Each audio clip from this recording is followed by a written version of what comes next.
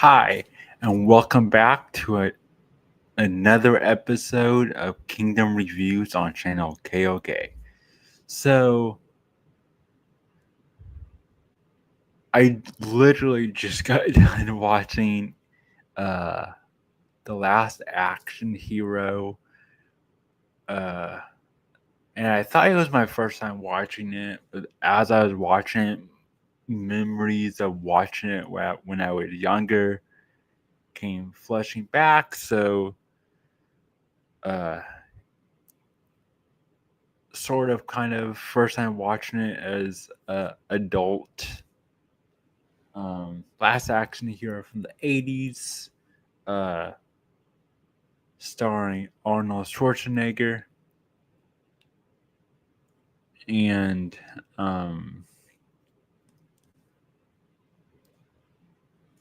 I'm going to be getting into the idea of mentors, male mentors, the wild man, the lone ranger, the lone wolf, the outlaw. Um, Going back to a book I like referencing a lot lately, and that's Iron John by Robert Bly. He gets into Iron Hans, the Grimm's fairy tale. That whole story, if you aren't familiar, is a myth of folklore that encapsulates, preserves the duty of wild men as mentors to boys going into manhood, going through rites of passage. And it's a really gold mine of a book that Robert Bly has done. Of course, it goes back to Joseph Campbell and the whole Carl Jung archetype of it all, but it ties in these myths. There's also another book called "An Archetypes of Initiation," I believe is the title of it. I forget the author off the top of my head, uh, but it's along the same lines, and it plays into what was thinking about as I was watching The Last Action Hero. And first off, I highly enjoy films and books where it's a bit more modern, but you get a main character who gets sucked into an uh, other kind of world from a book or movie. Think of things like Never Ending Story to even things like Pleasantville. It gives us a chance to kind of reflect on this. I guess the modern terms would be consumer uh, first world that we live in, where we are just consuming these stories, these myths, and we're not living them. And it gives us a chance to reflect on the other half of what New Agers would call manifestation, uh, or uh, weaving magic, willing something into existence, The Stoics also talk about this, and that is doing. Just do it, right? Uh, as that slogan talking about consumeristic corporate world, just do it. And mimetic magic, just do it. With Shia LaBeouf, um, the idea that we are uh,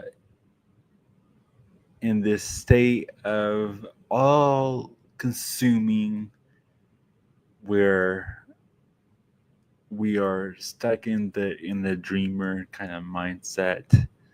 uh, the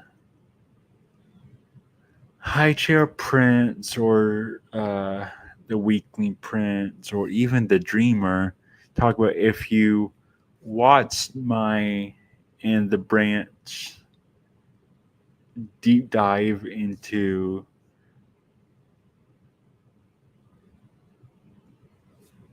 the latest Captain America film, Brave New World, I brought up this graphic.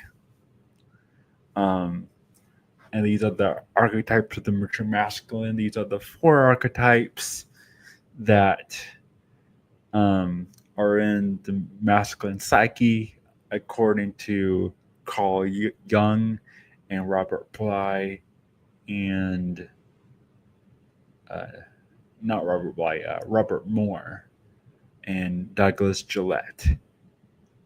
And that's the king, magician, lover, warrior, the leader, the spiritualist, the romantic, and the protector, if you will. And so, I mentioned we get stuck in this corporate consumeristic world to be the dreamer. And of course, the consuming aspect of it could be the positive or negative poles of the king with the high chair prince and the weakling prince, or the tyrant, as it's called in this diagram. Um, it also gets us stuck in the dreamer, which is part of the lover, the the wide-eyed, uh, overly optimistic, always dreamer artist kind of motif that we have, trope. Um, and also, you can say, since we're all consuming, we feel like we know it all, but we're also kind of ignorant. So you have the dummy there. Um,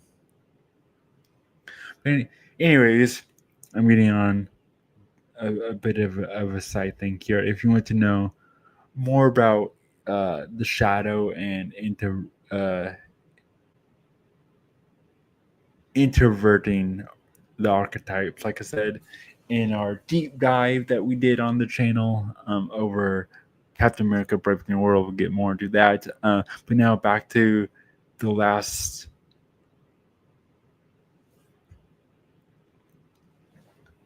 action hero. We have this movie. Like I said, it's interesting to see films where a modern person, whether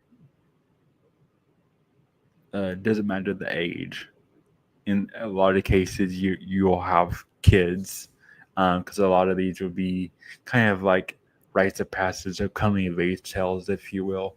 And they will, they'll be in that daydreaming consumeristic kind of mindset where they just love movies or they just love books. You can also think of like the Scream franchise by Wes Craven, a similar way. They just love horror movies. They make it their whole personality. And in the last action hero. You have a young boy in the 80s who, his mother is a widow. His name is Danny. Yeah, his last name is Manigan, and I wrote down in my notes "man again," as in man. He's becoming a man again. Um, I thought that was just clever wordplay, so I wanted to say it. Um, he is skipping. We open up the film, The Last Action Hero, with uh, this young boy Danny, from a single parent household with a widow mother. We don't know what happened to the dad. We just know that his mom's a widow, and she's doing the best she can because she does care for her son, and she also has to work. And they live in New York City in the 80s. Um, and like I said, we open up this film, and it's a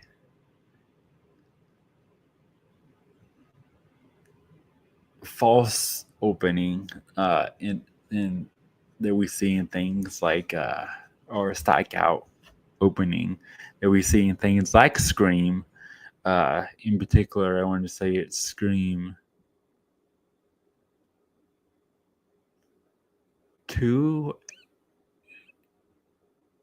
and 4 that have the stab openings. I could be wrong with that one. Well, we all know those movies that have fake openings to the movie within inside the movie. Tropic Thunder even opens up with all those trailers. So we get something like that where it's like this hodgepodge kind of parody of 80s action flicks, over the top action flicks that Arnold was known for, and other people like Stallone who gets a mention in the film as well. And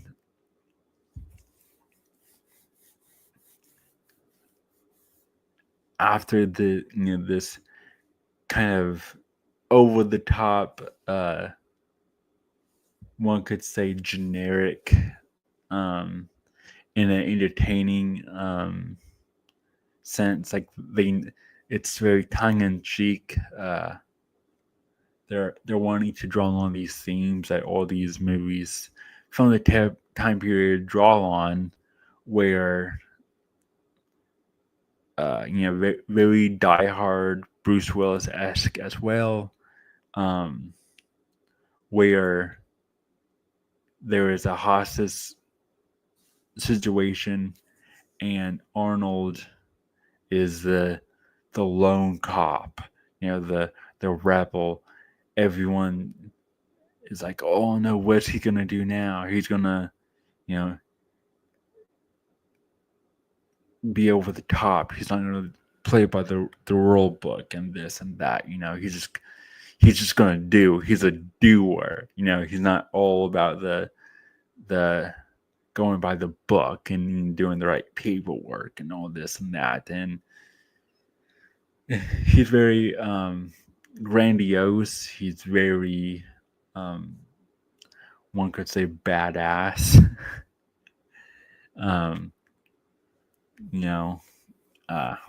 Like these outlaws, like a wild man archetype, and he is going into this hostage situation, and his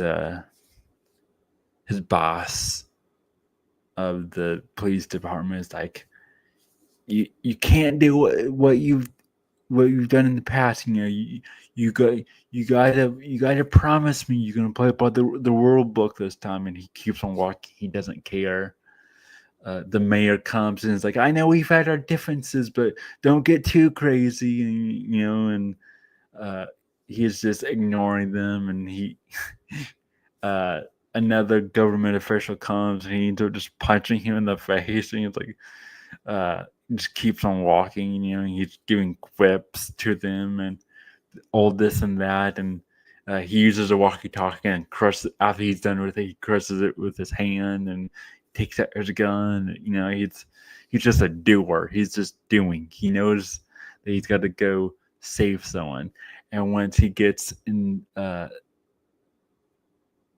the roof of the building where the hostages are, and the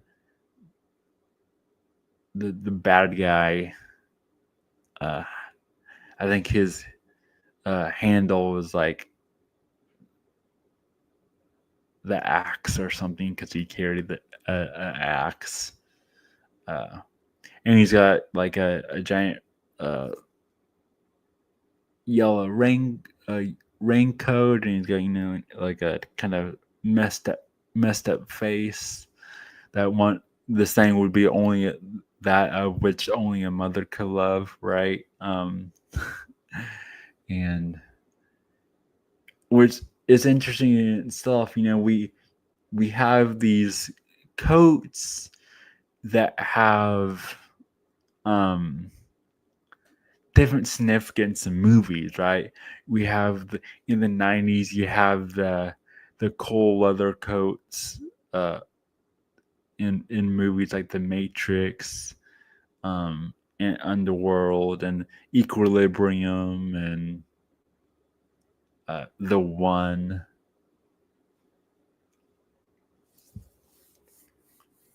And the list goes on and on. Even movies like City of Angels with Nicolas Cage.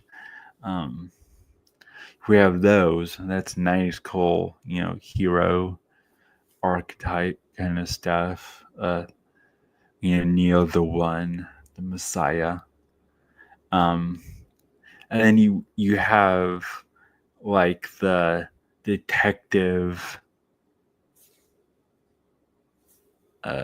trench coat that's different material, and it's it's like a light brown or a tan, and those you'll see is someone who's like trying to hide. It's usually someone who's kind of probably in the gray. Maybe not a hero, maybe not a villain, maybe a hero, maybe a villain. Who knows? He's a bit more mysterious. You even have comic book characters like the Thing from Fantastic Four, who's known to be wearing those.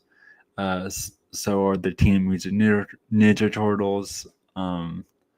It is a mystery. Even Flash Dancers might wear them. So there's a mystique towards them. Like I said, detectives. And then you have like the nicer coats that you see in like 90s and 2000s New York rom-coms, usually set around Christmas time. You might even see them still in like a Hallmark movie. The more dressier kind of trench coats. And then the reason why all this is I'm bringing this up is you also have the yellow raincoat, which you see anywhere from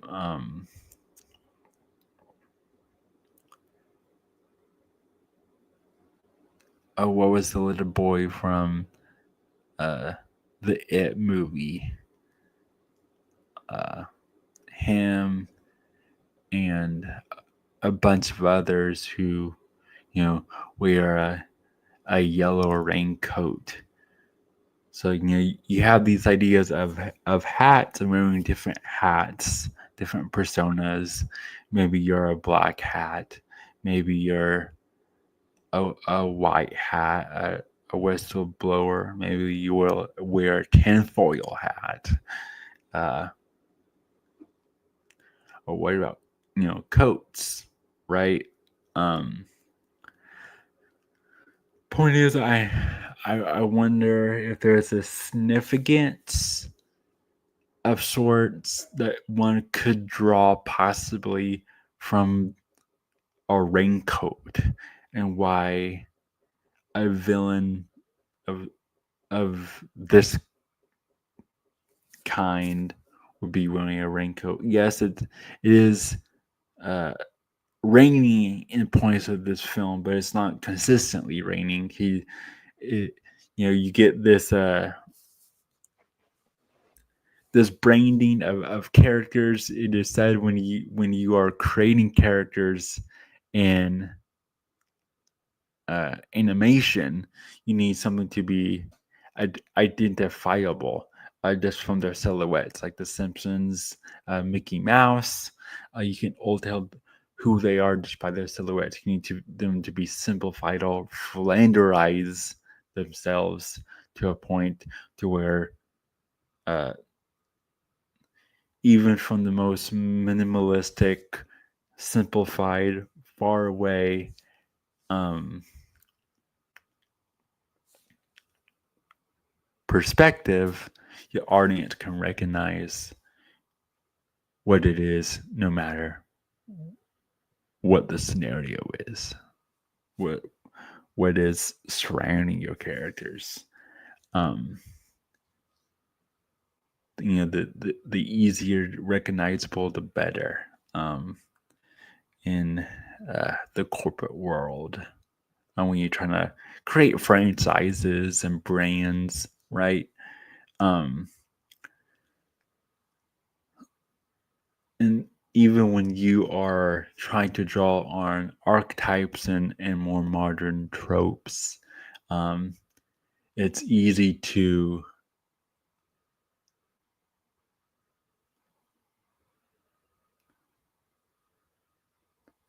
kind of paint a broad picture of what that archetype or trope is, because then the audience can fill in the blank um, once they understand what the trope or archetype is that you are trying to invoke. Um,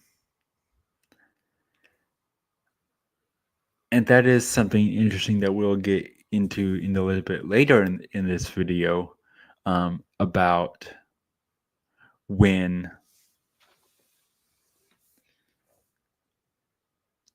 you are invoking something of an archetype or trope, and you have to kind of meet your audience halfway and expect that they have the same knowledge or close to, or maybe even more knowledge to of any kind of degree to what you're trying to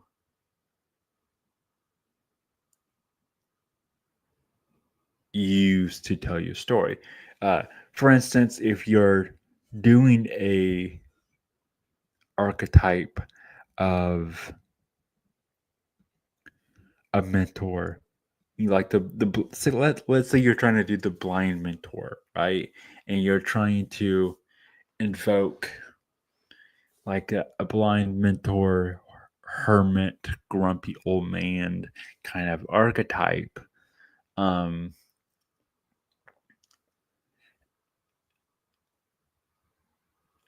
and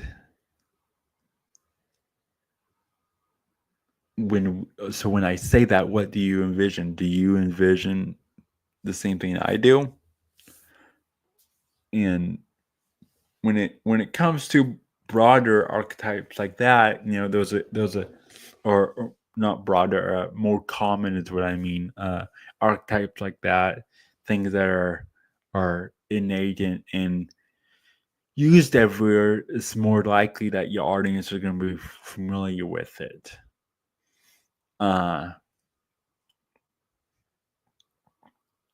but if you're doing, say, let's say, a more modern trope, uh, you're going to have to hope that your audience is up on more modern isms and pop culture, maybe.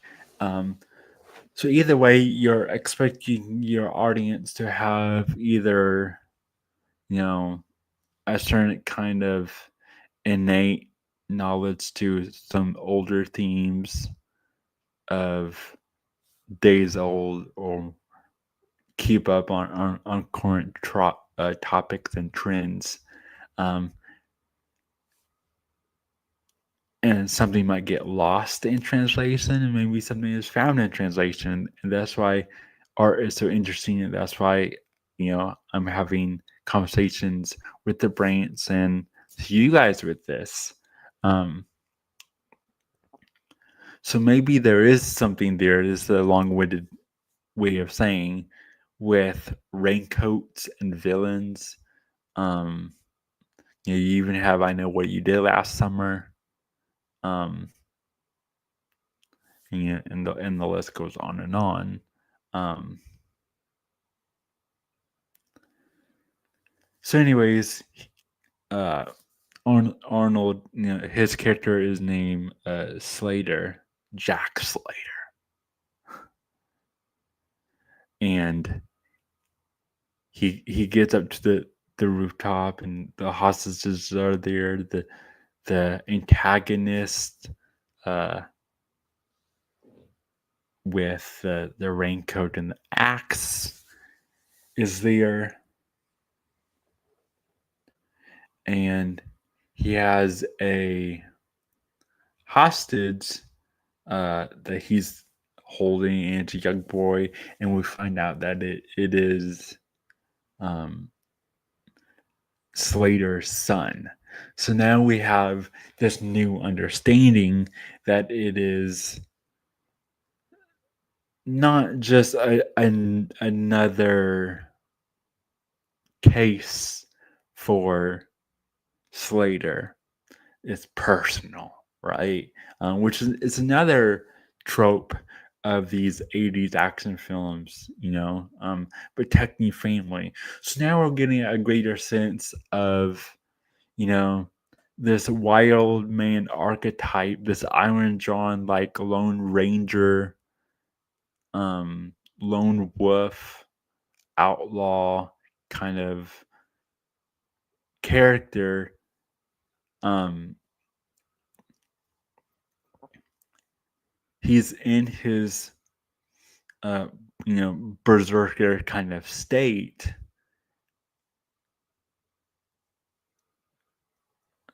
but he's doing it because he's trying to not just protect his community, but he's trying to protect his son, right? And that's when we get into the nuances of masculinity and the archetypes of the mature masculine, and knowing when you're in your fullness of all these archetypes, when to step into your warrior, right? Um, his warrior in his fullness, as this chart says. And that's why rites of passage and boys having mentors that are the wild man are so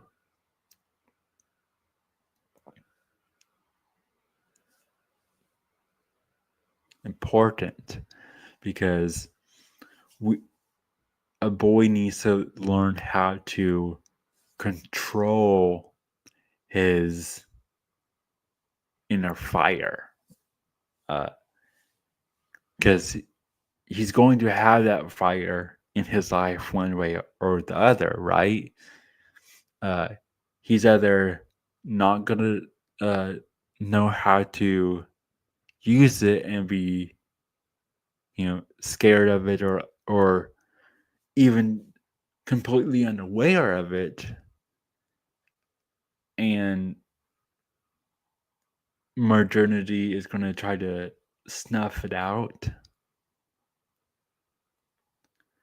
or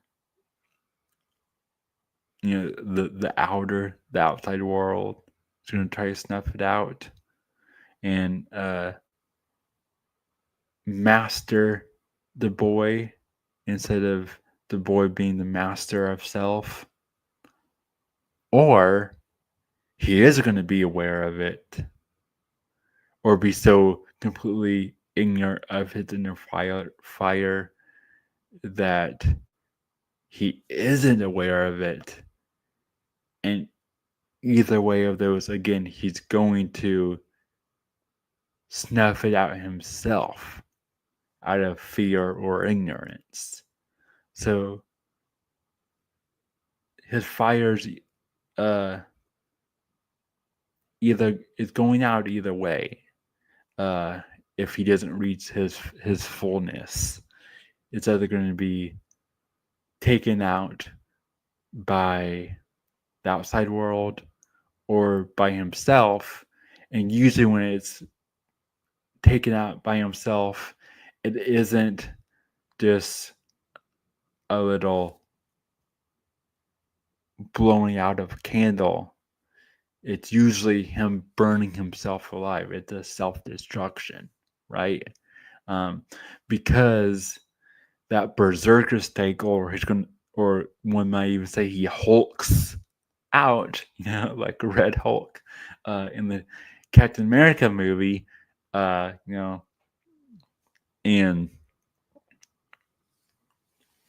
that's why we have in modern times with no mentors teaching these boys how to control their inner fire. You either get the effeminate men who are getting the fires snuffed out by the outer world, or you get the red pill, maybe you can even consider it a black pill manosphere type, that are raging out and having their inner berserker burn them alive. And neither of those are good or healthy. So we need to learn how to, to become master avatars, master firebenders, master of all the elements within us. And to do that, we need mentors. Mentors that are in their fullness as well, and knows when to be that harsh berserker or be tender to the ones he loves and he wants to protect. So you see Slater, Arnold's character, he's going in berserker mode in this hostage situation to protect not just the hostages but of his son. And through this opening scene,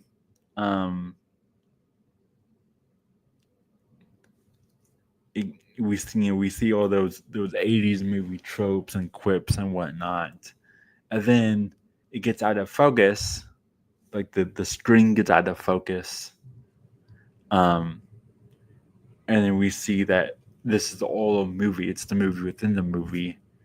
And the movie, I think it's just called Jack Slater.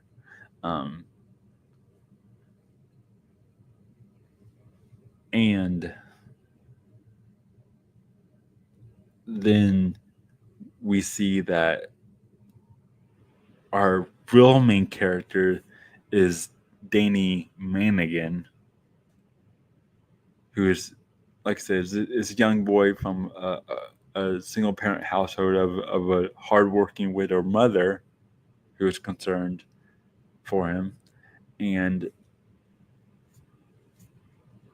Danny gets up and starts shouting like, "Hey, the film is out of focus."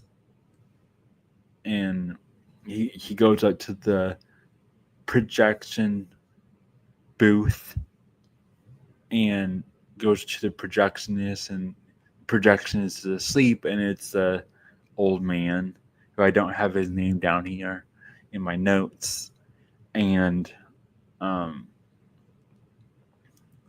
he's older. He's got I guess one could say a more modern elder physique, and seems like a lovable old man, and um you know, Danny comes up to him, and he's like, "Oh, the movie's the climax is out of focus." So he doesn't get to see the ending. He's the only one. He was the only one in the theater. He said it doesn't matter. He goes like, "It doesn't matter. I've already seen this movie a bunch of times because these are my favorite movies. I'm just letting you know that the projector, the film is gotten, the lens has gotten out of focus." And so the projections wakes up and fixes it, but it's already to its credit, so we don't get to see the results of how the hostage situation at the end of the movie goes at this point of time, at least. And we see that this little boy and this elder projectionist kind of have a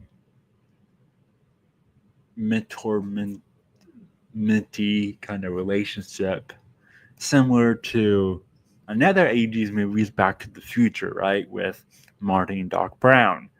And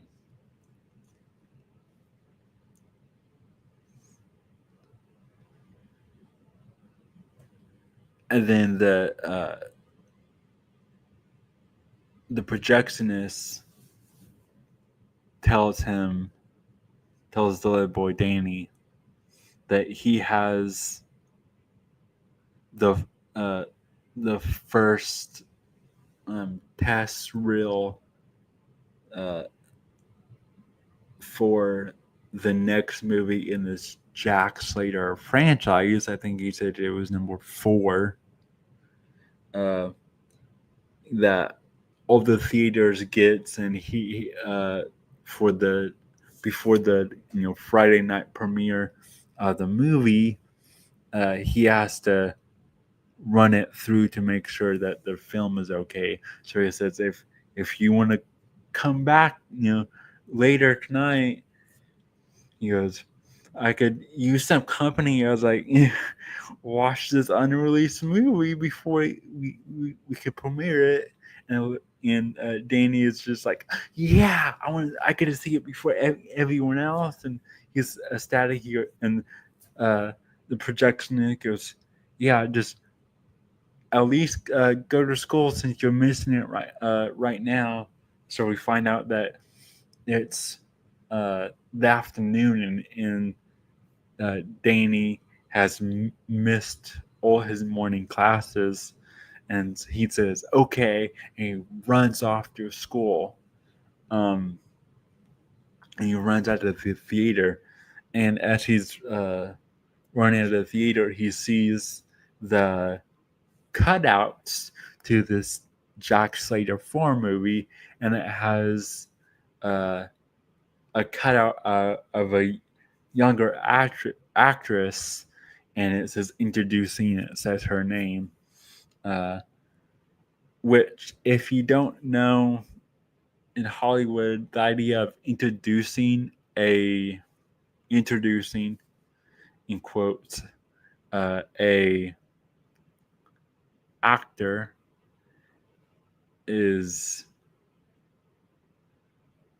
exactly what it sounds like. You're introducing an actor in their first role, and they put that introducing credit to signal to the audience that they're trying to put this person, this persona, this star, this actor through the Hollywood star machine. Um, it's just a signal like, hey, keep an eye out for this this actor. This is their first role, and after this, they're going places. They're going to make it big. Uh, the the myth, the legend around it, though, that a lot of times the actors that they did put this introducing credit on their name in movies, it is said that a lot of times it didn't work out for them. That it was almost like if you got your first role and they put introducing in front of your name, that it was almost like predicting that you wasn't going to have a wealthy, huge career. You wasn't going to be a breakout star. They was trying to say you was, by putting introducing in front of your name, but maybe they jumped the gun, jumped the shark, as Fonzie would say. Uh,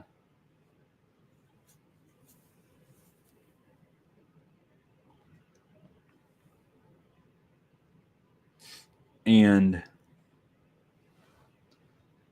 so that part just is a fun tidbit. But we have this back to the story. We have this cutout for the new Jack Slater movie that Danny sees as he's walking out, and it's a cutout of this young actress that they're introducing, and she's supposed to be the attractive '80s star, starlet, and he stops in the doorway and looks back at it, and he kind of smirks and smiles, and acknowledging that he finds her attractive. So we see that he's coming of age. In certain cultures,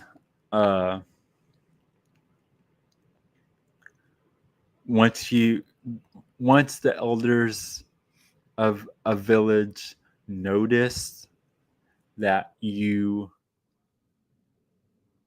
was noticing the opposite sex, they would take that as one of the signs that you are ready to go through your rites of passage of taking on more responsibilities within the tribe.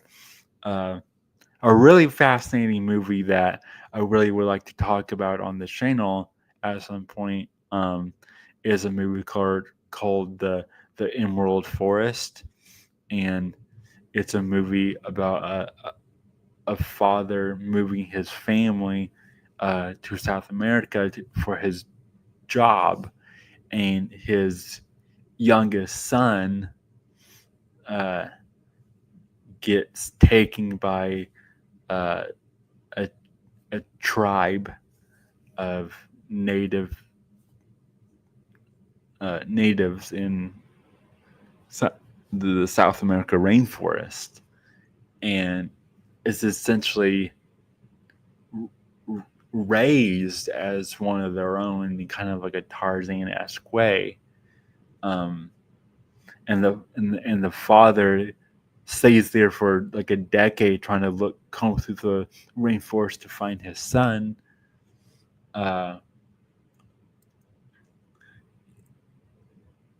And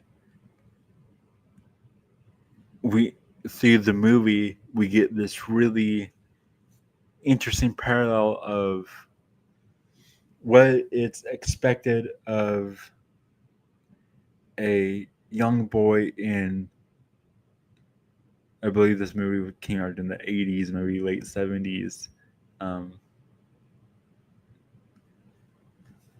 in let's just say present day, um, in modern Western society, uh, first world society, compared to a more native traditional culture. Um,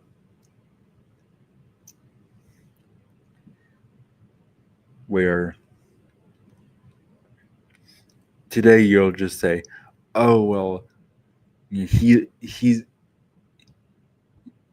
just a teenager now. He's he doesn't know much. He's just a teenager." Where the tribe is like, "Oh no, he's already done his ritual, rites of passage. He's hunting. We've noticed that he's noticing the other women of the tribe. So uh, him and this girl of the tribe hit it off. So now they're going to get married and they're going to start their own family. He's, you know, getting more responsibilities to take care of the older elders of the tribe that taught him once, and now they're getting old, and he's moving on up to take over more duties from them because he's the upcoming uh, young man, and and he's capable of doing all that because they prepped him and taught him, and he's gained experience and their wisdom. Where now in modern society, because of the creation of teenage culture, um, we say, "Oh, he's just a teenager. He doesn't know anything. Uh, he's not ready.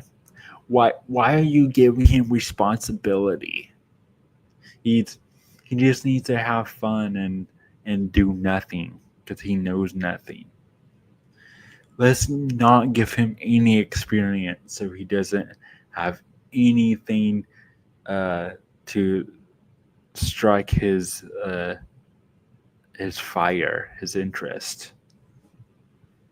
Anyways, Willie would like to talk about the Emerald Forest on its own little video, um, but I and even the idea of teenagers being invented by modern culture, for many different reasons. Um, but back to the Last Action Hero, and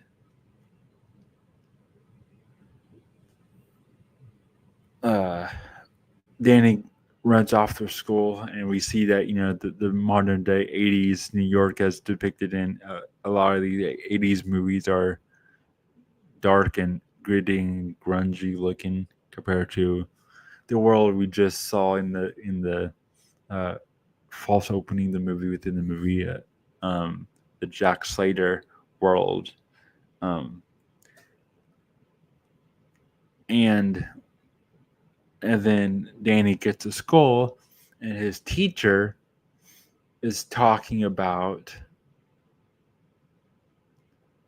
Hamlet, and that's interesting. That got me my bells are ringing as soon as she started talking about Hamlet. And we've talked about Shakespeare multiple times on this channel, uh, which uh, she refers to Hamlet as um, one of the first action heroes, and then she plays a scene from the movie Hamlet with, and she points this out, that the actor, the kids might know him from a Polaroid commercial, or he played Zeus in Clash of the Titans. Um, so a couple of things here. First, this uh, let's do this little Zeus thing. Uh, so I've talked about on this channel before of spiritual or mystical um, or alchemical, you could even call it, I guess, typecasting. So Hollywood stems from um, Greek plays, Greek tragedy. Tragedies would be these plays that would go on for days, and they would wear masks and all this and that, and they would always be telling these great myths, and they would be wearing masks, and costumes portraying gods and deities and whatnot. Um, and they fully recognized that it was kind of like channeling, right? There was a esoteric side of them putting on these plays, which is kind of lost today to the masses. We just see as as it's just a movie or just silly actors. Which I would be the first one to tell you that don't take any of these actors seriously. Don't worship them. Find them slightly amusing, then go on. Uh, but I think we still have to keep in mind uh, there's more of a spiritual side to storytelling and acting on the stage, because it's a reflection of the world stage, right? Um, and so I thought it was interesting that he said the actor from the scene of Hamlet that she is playing also played Zeus. And I mentioned Back to the Future um, earlier, and you have Doc Brown, and he kind of has some Zeus energy. Christopher Lloyd likes his Zeus energy, um, as I believe Gabriel Slug Dissident has talked about on this channel and his own channel before. Um, anyways, so we have this idea of Hamlet and Zeus energy, uh, and this idea of Hamlet being one of the first action heroes. Uh, and then the teacher plays this clip of Hamlet, and it's very theater kid. It's very snubbish. He's got all the uh, classical gear on. He's giving his huge monologue. It's very wordy. Uh, and all the kids are they kind of chuckle and laugh because they're like, this is action. This isn't Arnold. This isn't Stallone. This isn't Bruce. Uh, and then we see Danny kind of puts his head on in his arms on his desk, and he just kind of said he says what's the line here? Don't talk, just do, is what Danny says. Uh, you know, like I said at the beginning of this video, just do it. Uh, the part of the dreamer imagines it in the magical realm, and the doer is the is the man chopping the wood, or the woman crocheting or something, right? Creating is the duality of the dreamer and the doer. So he's just like, just do it. Don't talk, just do it. You want to get revenge. He goes, he's basically, think about it. He just watched a movie where Arnold wanted to protect his son, So he just went and did it. He tried to rescue his son, and now he's watching this clip in school, and he's talking about family drama, and Hamlet's talking about his dad and all this corruption, and his uncle, and all this family drama, and is talking about getting revenge and setting things right and all this and that. And it's just like, just do it. Stop talking, just do it. And then we get this cutaway scene, which is just genius. This is one of my favorite parts of the film, and it's Arnold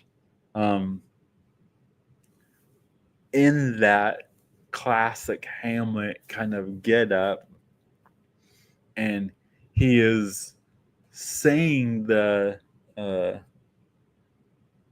classic Hamlet lines.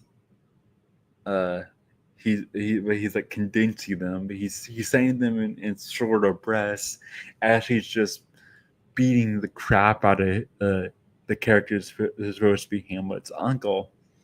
And he's just like smoking a cigar.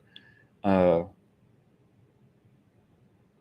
in this whole Arnold Hamlet fantasy cutaway, and we have voiceover like it's a trailer. Uh, and the final line that Arnold does in this cutaway scene is the whole "to be or not to be," but instead of saying that is the question, that to be or not to be, that is the question. It's all ephemeral and all that, all very airy in its element. Or I'm even laughing as I'm thinking about it. Arnold just goes, "To be or not to be," blows something up.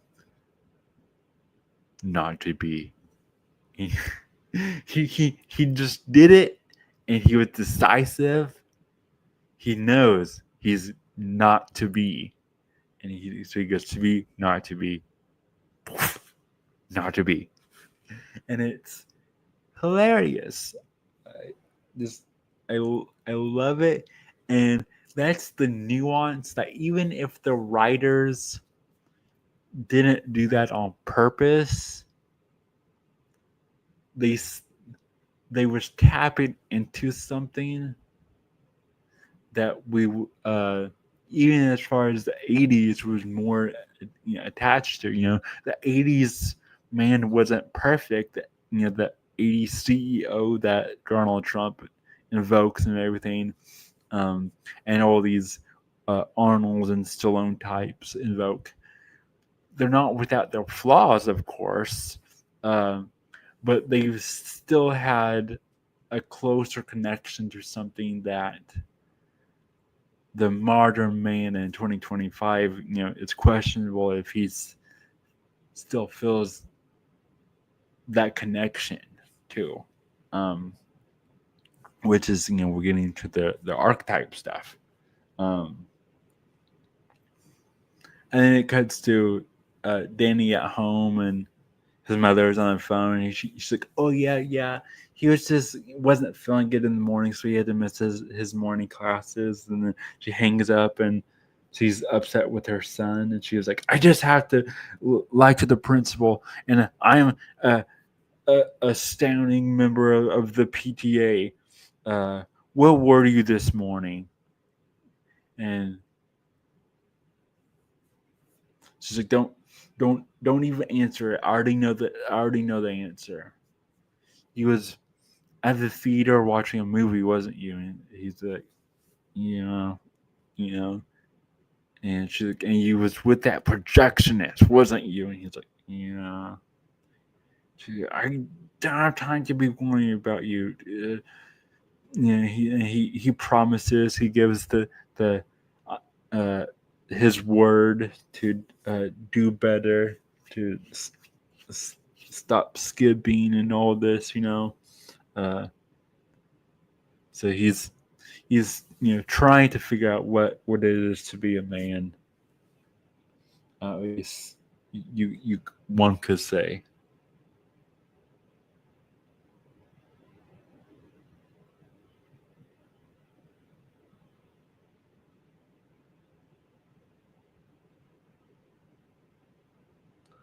So I think it's interesting. I put in my notes. This is the time that we find out in the movie that his mom is a widow.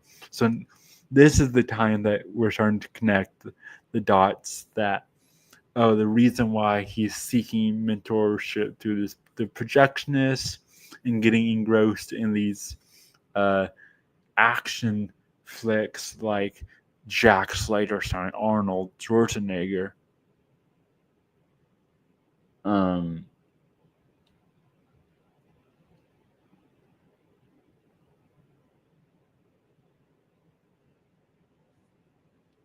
is because his dad has passed away, and what was Arnold's movie about? It was about a father going the distance to protect his son from a dangerous villain.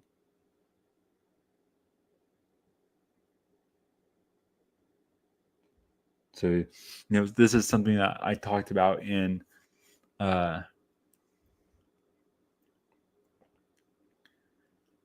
the Almost Famous video review that I did, and that is that boys will always be looking for male mentorships, uh, no matter what. They will always be looking for male mentorships, no matter what the situation is. Uh, it's something they must have. So we see in The Last Action Hero that Danny is looking for male mentorship through the projectionist and watching all these Jack Slater action flicks and everything, Um, and then the son gets mugged when he's leaving his his and his mom's apartment, and then he has to go to the police, and the police is very cramped, it's very uh, grungy.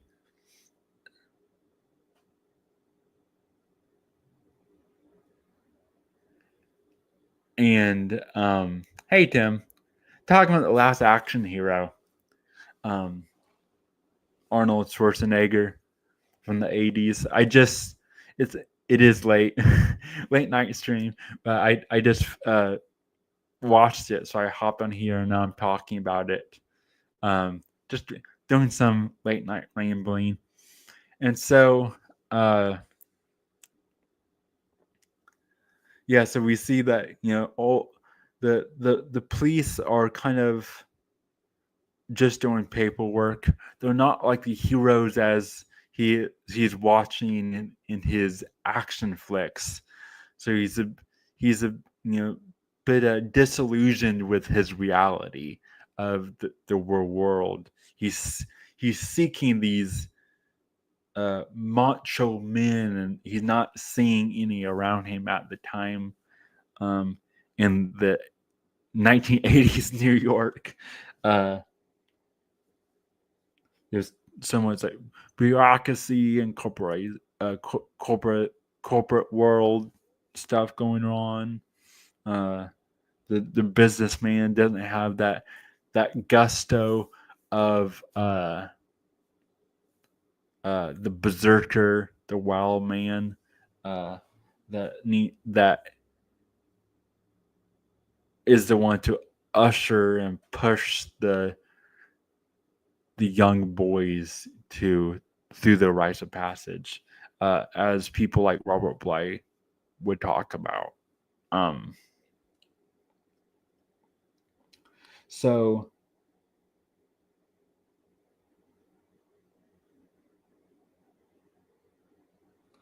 uh, as Danny leaves the police station, uh, he's told to go directly back home, but he doesn't want to miss his first screening to the new Jack Slater action flick with Arnold, right? That his projectionist mentor friend that's kind of like his Doc Brown to his Marty promised him an early screening of. And so instead of going home from the police station, he goes and sees uh, to the theater to see the movie in his private screening. Uh, so he kind of breaks his mom's promise. Uh, and it's raining, it's storming, which is another trope in stories where we have something mystical happens during a storm. I believe there was a book that the good guys of Mysterious Universe talked about multiple times. I believe it's called Time Storms, and it's all about how there is paranormal phenomenon that and supernatural phenomenon, mystical phenomenon um, that happens. When storms occur, there's something with the electric atmosphere that moves the veil between worlds. Excuse me. Um, and so, and that fits in this whole electric universe, cosmic A kind of motif of mythology. Um, if you look at a world like that we have electric bodies. There's a electric cosmic egg universe. So of course, the veil between the worlds is going to be some type of um, electric kind of energy. So I think that's interesting. And the reason why I bring this up is we see that in movies too, right? Whether it's a horror movie or if it's an action movie like this with a slight mystical kind of story element. Even things like Back to the Future, lightning, storms, you know, again, talk about Zeus energy, like it's there. So you can say that it's also tied to the Father, right? As God as the Father of humanity. Um, so Danny runs through to the theater instead of going home, and it's storming out, and the projectionist gives him like this weird mystical, almost like David Lynchian kind of speech, and gives him Danny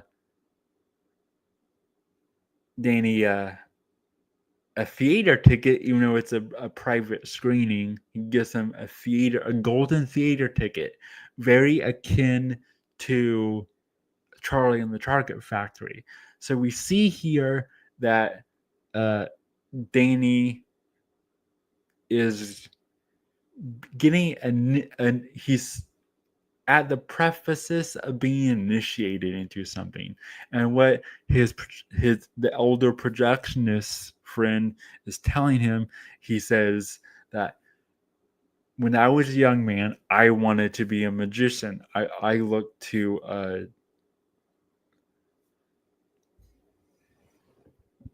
he lists off a bunch of magicians that I don't have written down here, but he says I was inspired by this and this stage magician, and I never could, and I ended up getting a job at the movie theater, and I worked my way up to projectionist. He goes, but I'm giving you something that I got from my father, and my father got from someone in India, and someone in India got this from Tibet. And he gives Danny the golden ticket. That's, again, you say it's a parallel to things like Charlie and the Chocolate Factory, and he goes in and starts to watch this private screening of this action flick that Jack Slater 4, and there's the studio logos before the movie, and every studio logo is like a different brick wall. So it's like a Pink Floyd, every brick in the wall, and it shatters and it reveals a new logo, a new name. So you can say that's fourth wall breaking. And then when the opening of the movie happens, in the opening action sequence, dynamite gets thrown, but it gets thrown like it's 3D through the screen and into the theater, and it explodes, and the explosion blasts Danny into the movie, into Jack Slater 4 with Arnold Schwarzenegger. And you see this like purple energy, and purple is supposed to be the color of the veil of illusion, right? That's red and blue together.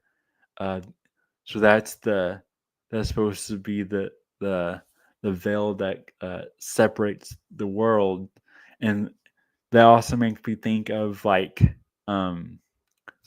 how do you get a 3D movie, right? It's the red and blue channel, right? In our episode talking about Captain America Brave New World, the Branch and I talk about how the two-party system is very similar, is parallel to where you would leave, like lambs or sheep to the slaughter. You would divide them into two different ways. Have them think that going a little bit left into one direction, and you're switching, going a little bit right into the other, so they keep on switching back and forth from left to right, left to right. It also gets into like MK Ultra mind control and everything, So anyways, it's interesting that they choose purple as the energy of that separates the movie reality that Danny gets blown into literally and breaks the fourth wall from the real world reality. It also reminds me of Who Framed Roger Rabbit, which is still one of my favorite videos I've ever done. It was the very first video of the channel. Is what launched channel KOK a couple years ago, where we get into the esoteric symbolism, the Masonic symbolism of Who Framed Roger Rabbit. It's one of probably one of the most well thought out pieces in the movie Who Framed Roger Rabbit, which was one of my favorite films growing up. You have Toontown, where all the Toon characters live, and then you have the real world, and there was like a wall, like a brick wall in a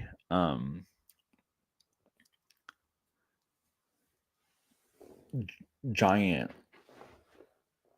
like building, like a storage unit,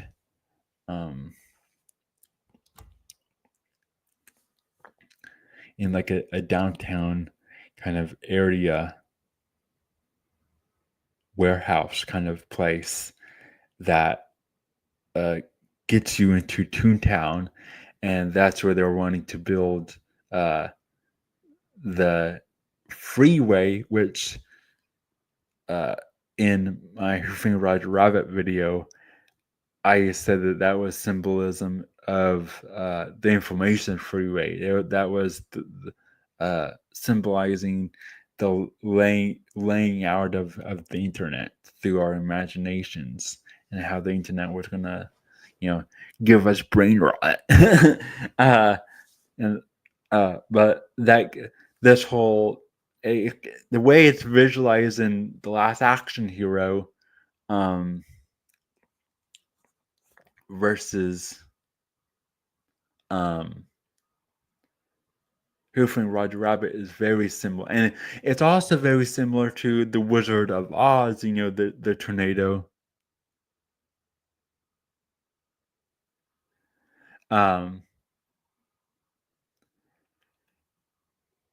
in The Wizard of Oz, you have the tornado that carries Dorothy to the other side, and this one um in The Last Action Hero, it's an explosion of dynamite, uh, and smoke and everything, and they're in both The Last Action Hero, Who Framed Roger Rabbit. They both trade heavy on the Wizard of Oz uh, references and drawing parallel symbolism. So you're getting kind of like a three-way kind of. You're seeing that all these movies are kind of drawing on the same symbols here, right? Um, and it's also funny that, yeah, it's funny that you're talking about mixing Tim mixing cartoons and live action, because in The Last Action Hero, they do mix animation and live action. There was one cartoon character in the whole movie, and it's supposed to be like a parody of McGruff or something, and it's like a cartoon detective dog, and it's like a one-off little thing that he only has like a couple of lines. And it was just so bizarre, and I was even thinking like, what? Is this Who Framed Roger Rabbit now? Like, why is there one cartoon character? uh, but yeah, so now Danny is in the movie within the movie. Um, so he gets to live all his action dreams, and gets to have what he thinks is the male mentor he needs in Jack Slater and Arnold's character, and go on this adventure of solving this crime and taking down the mafia. um, and which he thinks is going to be way more exciting than Hamlet, which is what his uh, school teacher said was the first action hero, and he kind of rolled his eyes at, which I think is interesting, because Hamlet is kind of a traditional action hero, because Hamlet is based on the Viking Norse tale of Amleth. That's where Shakespeare took it from. And Shakespeare was just retelling the story of this great epic. Um, and there was actually a movie, a Hollywood adaptation of the original Norse mythology called The Norseman, that came out in like 2020, 2021. And in that movie, that's more akin to the more brutal mythological version of the tale, unless the airy fairy Hamlet version, uh,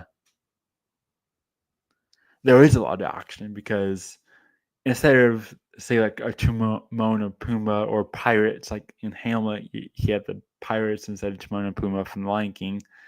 Um, the the Simba or the Hamlet character Hamlet gets initiated by group of berserkers, and that's how he learns to channel his wild man. So there is like an action brutal side of the Hamlet mythology, uh, and that's where it kind of gets lost uh, in translation because you have uh, the Hamlet tale, which has its own symbology, and then you have the Hamlet like Shakespeare, which he trades on and brings into his own, but he also kind of loses a little bit of that um, in his because his monk's much more robust, much more wordy, and that's why he, Danny in his class is rolling his eyes at all these monologues and everything, and they were just like, "Just do it. We just want action, and we just want '80s action. We want Arnold or Stallone to come and blow stuff up and protect the people and kill the bad guy, right?" Um, so now he gets what he wants. He gets his mentor in this '80s action to live out an '80s action movie. Um,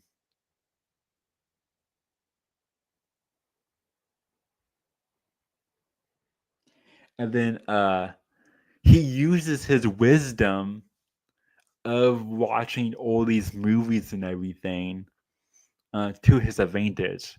He's like, "Oh, I know how these movies go," but no one believes him that he's in a movie. And instead of sending him home, since they think he's so smart because he can call things before they happen, uh, and he got some kind of like premonition because he saw the opening scene of the movie before he got sucked in, so he knows the setup of the story. Uh, all these stories start out with the bad guys uh, doing the inciting action. So he's like, I know who the bad guys are. It's not a mystery to me because they're, you know, when he gets sucked into the movie, Jack Slater and the cops are trying to look for who the bad guys are. And he goes, Danny, when he gets sucked in, he's like, I know what the bad guys are. I saw that in the opening scene. They're, the nice part of town, that huge uh, exotic mansion. Yeah, they're in there. The bad guy just did his opening monologue, and he has a glass eye uh, with like a target, so he can like sniper you. Yeah, like it's like they're in that house right there, and they're like, how do you know that? And so he's using his his knowledge of all this to his advantage to get through the movie to hopefully make it out the other side alive. Uh, and Arnold and none of the other cops believe him that they're all in a movie. Uh, Instead of sending him this kid back home, they promote him and hire him to be Arnold's uh, new cop. So it becomes a buddy cop thing where Arnold is the gritty, rugged, chip on their shoulder, uh, you know, lone wolf cop is being forced to work with this new kid, the new rookie, but it's literally a kid. Uh, who is like, we're in a '80s action movie. I know all these tropes. I know how these stories go. I know who you are. I know your first three movies. And Arnold's like, this isn't a movie. This is real life. Um, so they have um, their back and forth. One of the things that Danny says to Arnold, one of his cops in their precinct, which uh, the precinct in the movie is like huge. It's spacious. Everyone is very kind of uh, good looking. They're either ripped or they're really gritty and dark, or the women are attractive and very uh, uh, you know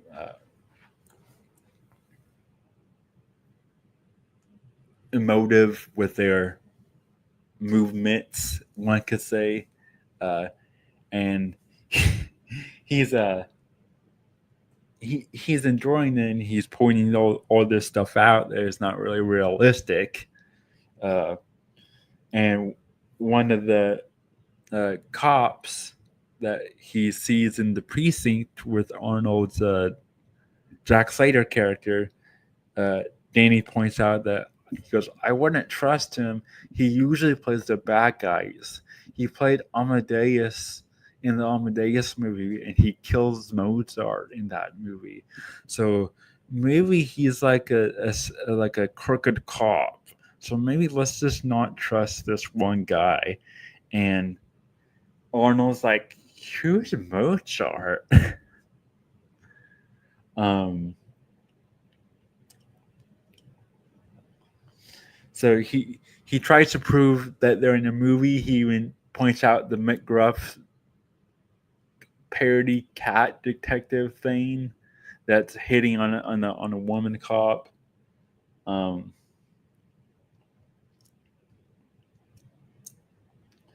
and Arnold's Jack Slater character is like, that's normal. Like talking cat in a trench coat.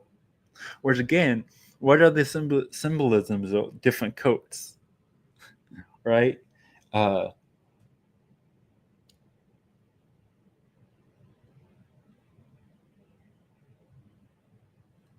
so yeah, Danny, the young boy, becomes Jack Slater, Arnold's partner in or partner in the law, I guess you could say. His uh,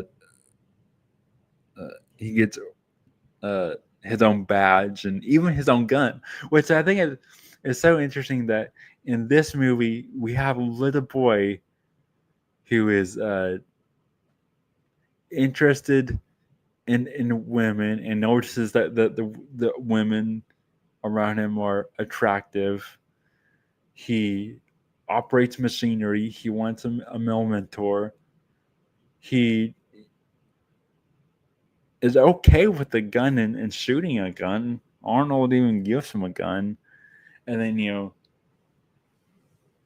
then you'll have movies like E.T. being re-released with the guns being removed and turned into walkie-talkies, right? Or uh, even in like the new Sonic movies, even though the new Sonic movies are modern day slop, uh, Shadow has like a sci-fi gun. He doesn't get his actual like gat, as the kids would say, right? Like he doesn't get like his actual like handgun. He just gets a sci-fi gun. So we can't really do some of this anymore. Um, which again, if you're not gonna let boys experience uh, the their inner flame, I talked to somebody once and they said that their partner was a teacher, and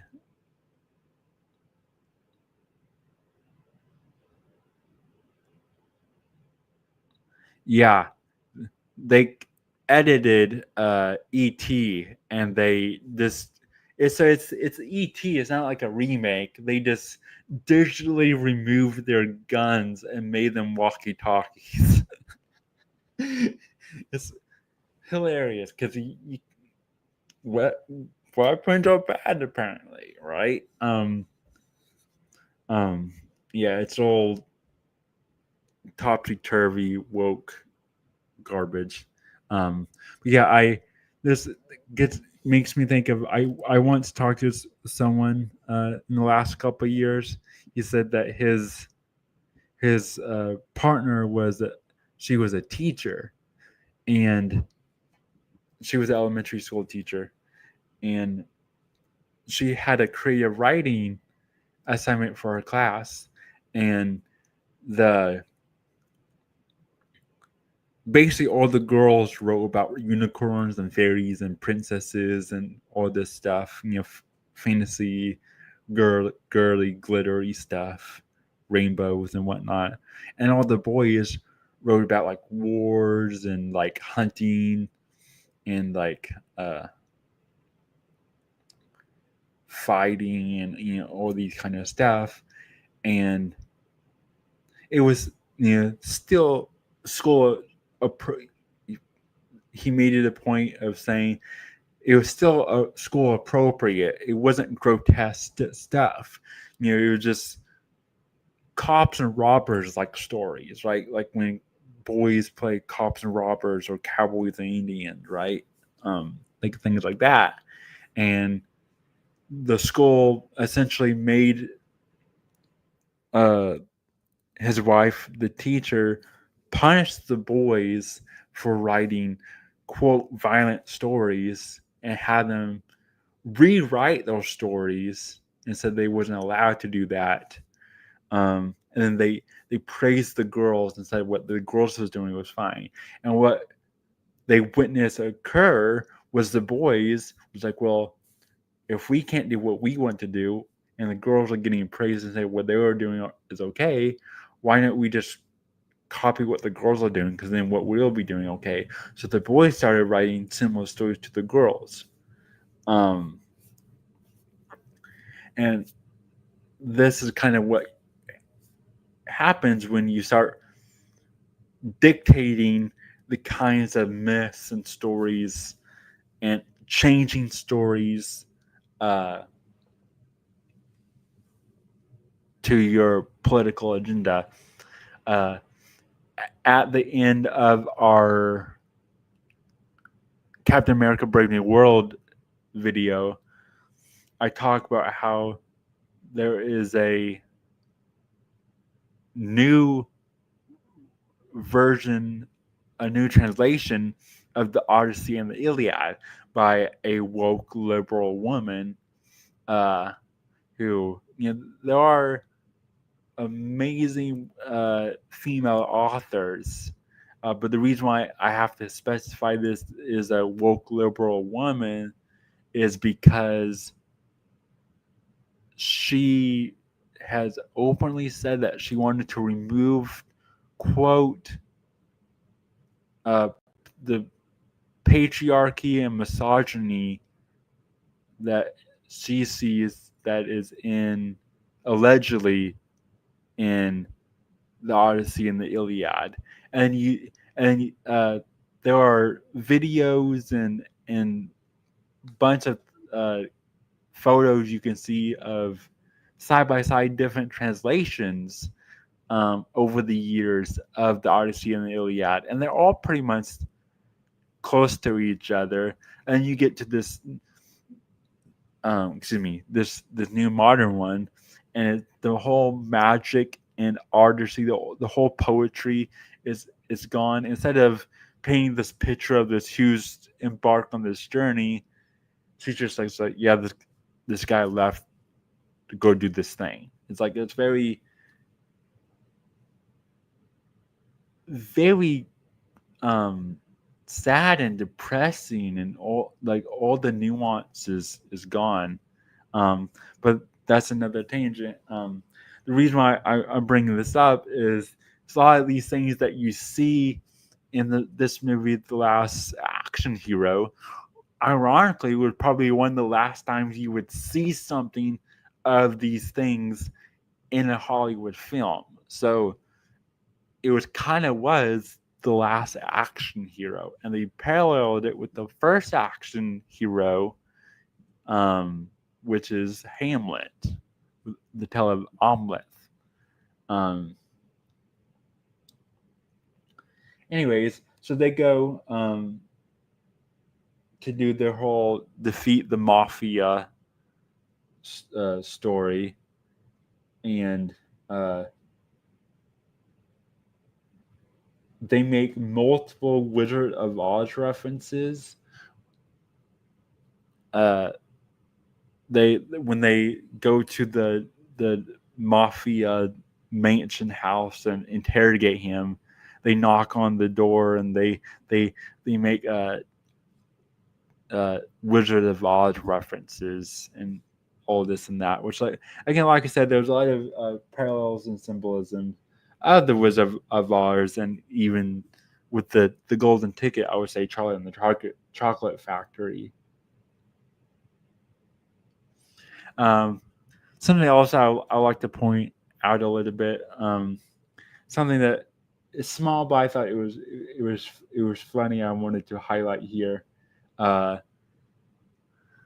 At one point, after they interrogate the mafia people, they're getting chased by some of the henchmen, and Arnold's Jack Slater character gets separated from the little boy Danny, and the little boy Danny is riding a bicycle, and he wants to catch up to Arnold and try to help him save the day, and he's like, I can do this. I can do this. Oh crap! I'm the goofy sidekick. The goofy sidekick always gets hurt in a comedic relief moment, so he instantly like psychs himself out. So he goes from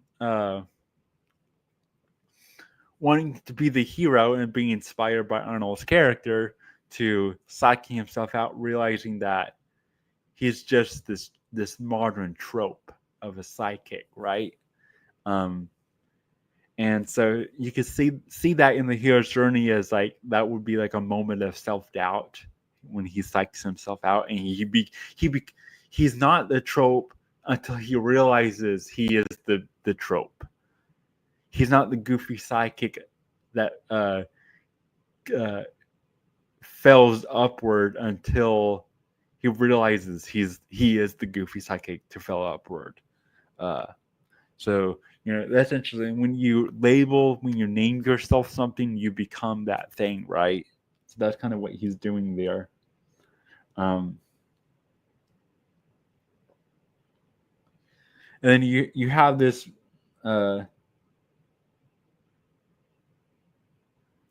moment when the villain, the mafia guy, captures Danny, the main character, the little young boy, and he picks him up, and the magic ticket that transported him into the movie, the golden ticket, falls out of his coat pocket, and the mafia guy picks it up, and then the mafia guy sees the purple veil wall and realizes he's in a movie, and then you hear the Twilight Zone intro, and then after that moment, the mafia guy is able to break the fourth wall and do like monologues and talk to us, the audience. And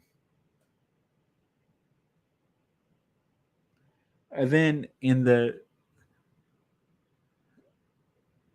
the falling action after the big action sequence of them fighting and things blowing up, Arnold is talking about his daughter, who is played by the attractive actress who I mentioned. Danny kind of ogles her cardboard cutout at the beginning of the film. And you realize that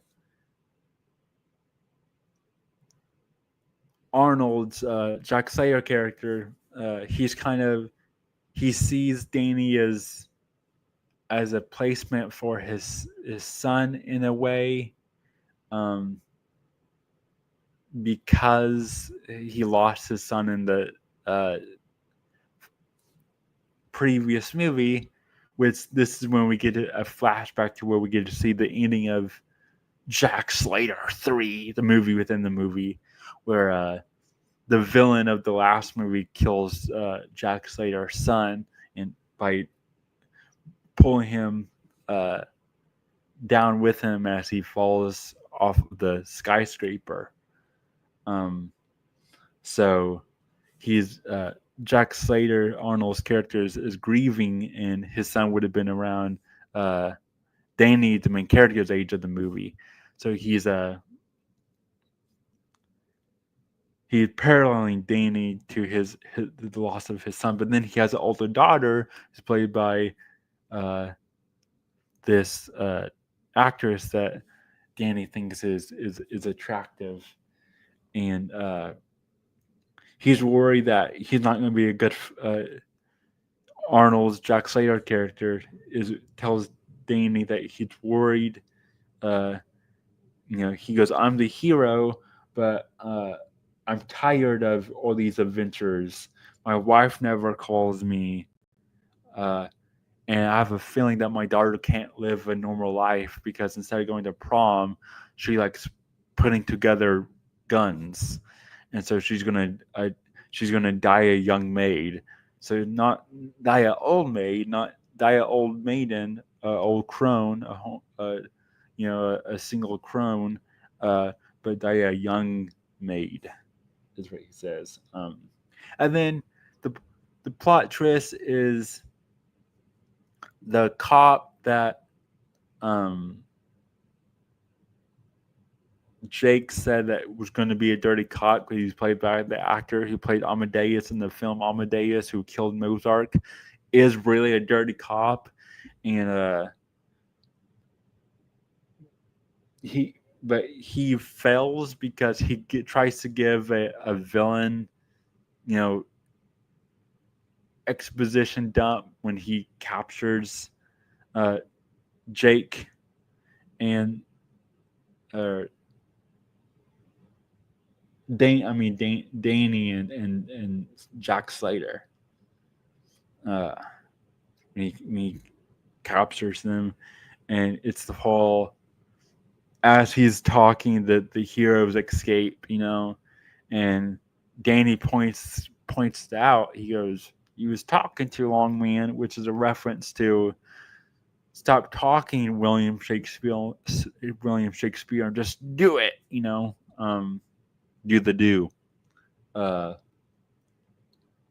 then, as Danny is gloating about outsmarting the dirty cop who's helping the bad guy, the mafia guy, this Amadeus dirty cop,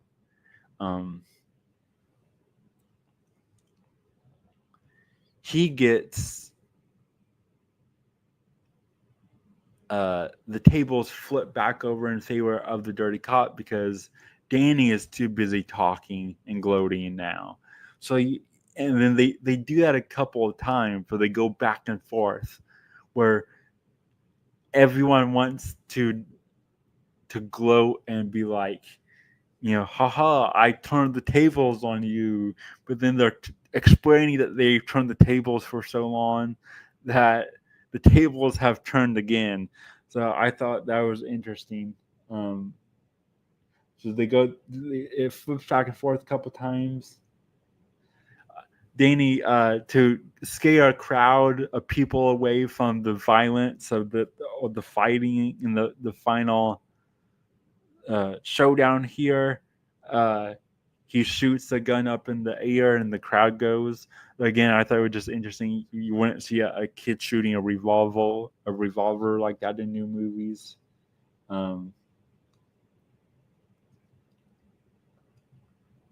the villain, I don't think I said the villain's name, uh, Red Eye, he breaks the fourth wall a few more times, and he goes.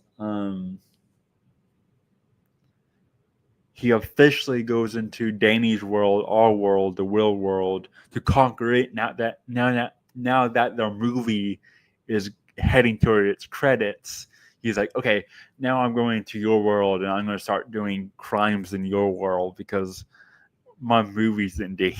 So Red Eye, the villain, is officially breaks the fourth wall, goes beyond the purple veil. She goes from the known to the unknown. So it takes the hero's journey, uh, and because the villain always survives in franchises like this, when they circle back around into the known, he can go and use the golden key or the golden ticket, um, the magical golden ticket to go through the purple veil into Danny's world and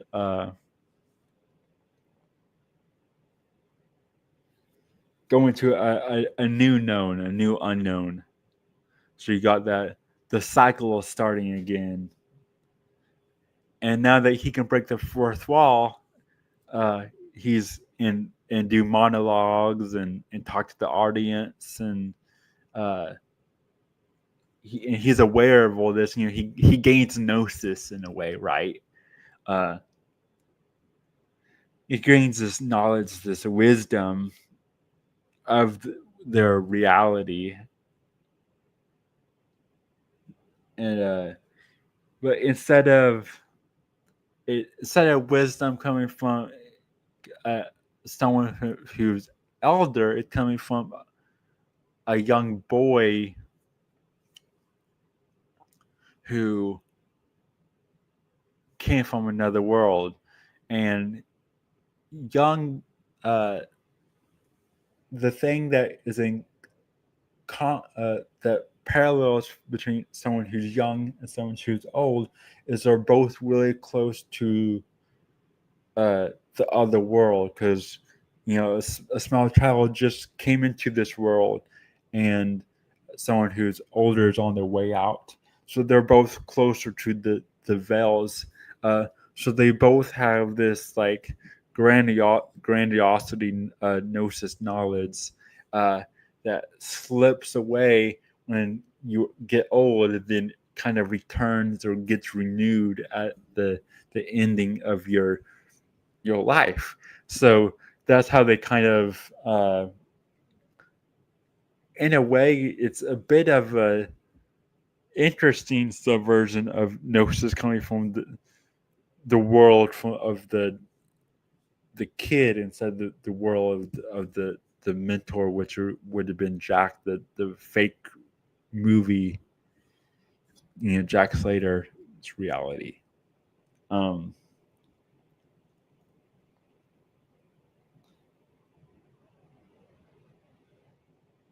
And then Jack Slater and Danny follows Red Eye the villain back into Danny's world, and that's when Jack Slater, finally Arnold's character, finally realizes that he is a movie star. He is a movie. He's a fictional character. When he sees, when he goes into our world, Danny's world, uh, a poster to his movie, and he's like, he goes through like a crisis, like a spiritual crisis, with this new knowledge that he is a fictional character. So you see, Red Eye, the mafia guy, he uses this knowledge to gain power, to try to become this big, uh, powerful criminal in two realities, where the hero, uh, the Iron John Wildman, Arnold, Jack Slater, he is, has a crisis of identity, I guess you could say, of sorts. You're like, oh no, I'm a fictional character. Um, and then uh, since they have to kind of recoup before they hunt down Red Eye in the real world, uh, Danny and Jack Slater goes to uh, Danny's home where his mom is worried because her son never returned. Uh, and then Danny goes to sleep. He wakes up, and Jack Slater, this fictional Arnold character from this, his badass hero from this movie, is been talking and gossiping with his mom all night. And then she turned on music, and it's Mozart, and he hears Mozart for the first time. He's like, "Who is this?" And she's like, "It's Mozart. Have you never heard of classical music before?" And Arnold goes, "No, but I think I like it." And Arnold does, his whole Arnold stick throughout the whole movie. There was a point in it where he's trying to prove that he's not a fictional movie character and do things that he's not a that he doesn't think that Danny's going to predict him doing, and he goes, "I bet you're not going to predict what I'm about to do," and he goes, "I'll be back." And starts walking off, and he turns in and goes, "Ha, you didn't think I was going to walk off on you and say that, did you?" And Danny goes, "No, that's like your thing. Like that's the one thing that everyone expects you to say." Um, so it's very tongue in cheek, right?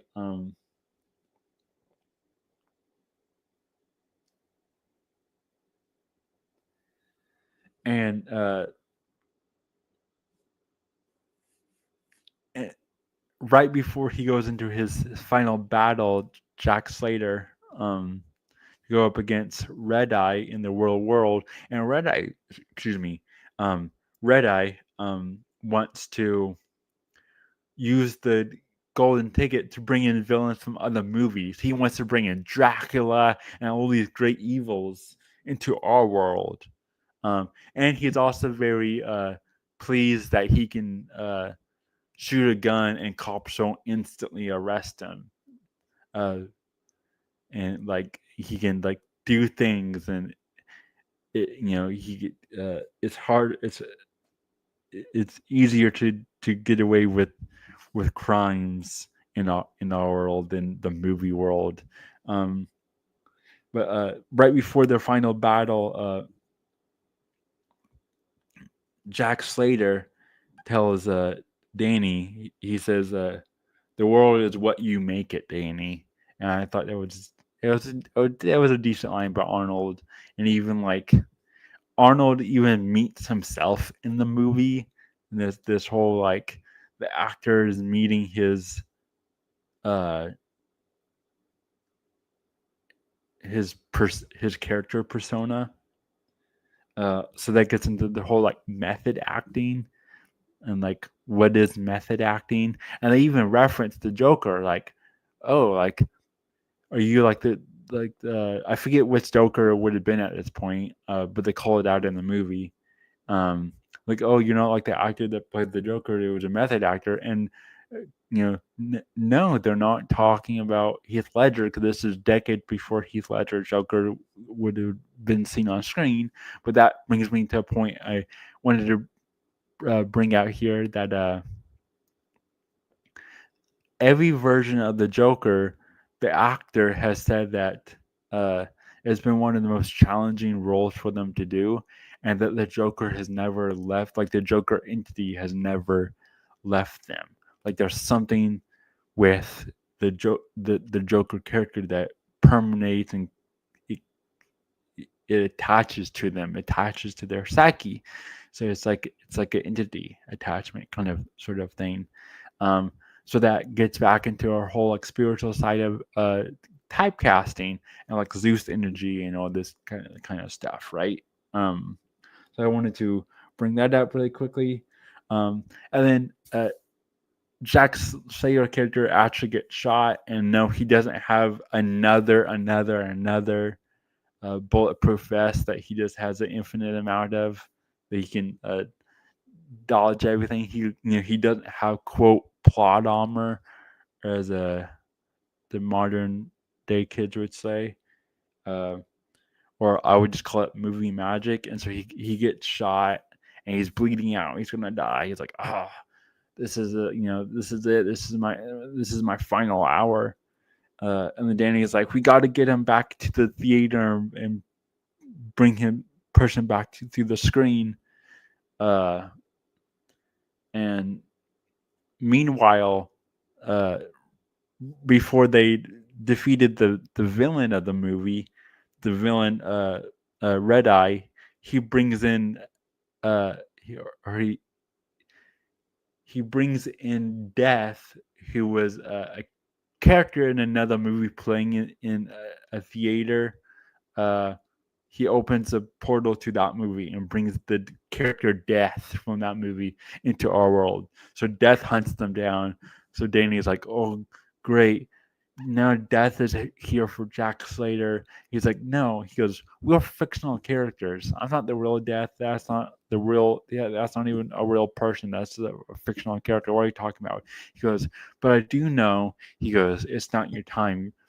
He goes, because Danny's like, "Oh, are you here for me?" He goes, "No, you're young. I'm not here for you." He goes, "We're fictional. What are you talking about? We're not the real deals." Uh,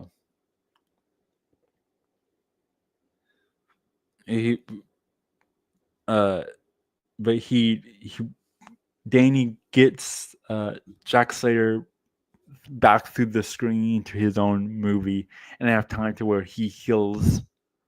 Uh, when he goes into his world, he doesn't die from bleeding out, and he uh, everyone lives and learns their lesson.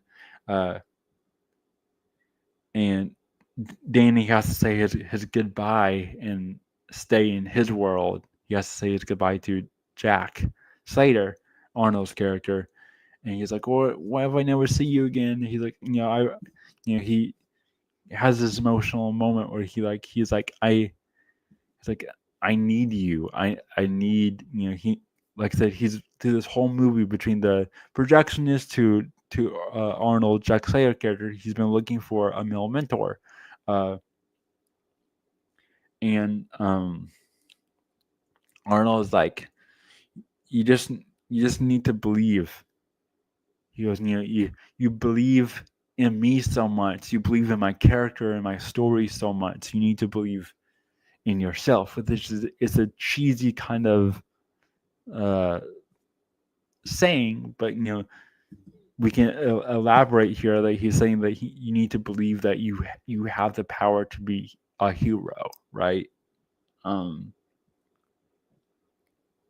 he's saying that the archetypes are within you, as I would say. Um, know your part in the movie, know your role in life. Where do you fit on the world stage? What has God casted you as? What's your destiny? What are you fated to do? What can you will into your improv?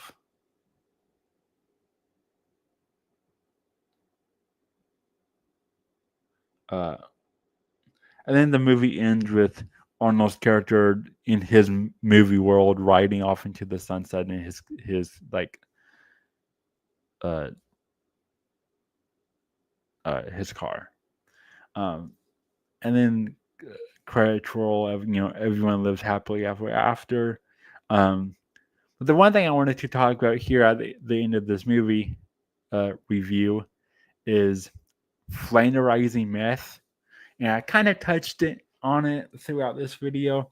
But, flanderization is a saying kind of like jump the shark, where we have jump the shark is a modern term that comes from pop culture, which comes from Happy Days, when the quality of the show went downhill after the episode where Fonzie jumped the shark.